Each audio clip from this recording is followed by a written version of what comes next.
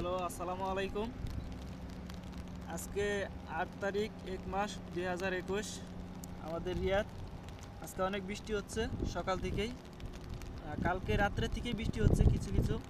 এখন সকালে অনেক বৃষ্টি। দেখেন আমাদের রিয়াদের কি পরিস্থিতি, অনেক পানি হয়েছে। আমি ছাতা নিয়ে বেরিয়েছি বাইরে একটু ঘুরতে। বাইরে অনেক বাতাস এবং ঠান্ডা আছে।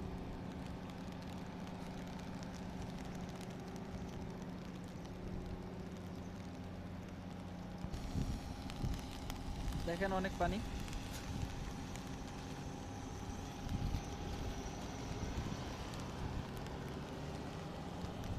বাইরে অনেক ঠান্ডা।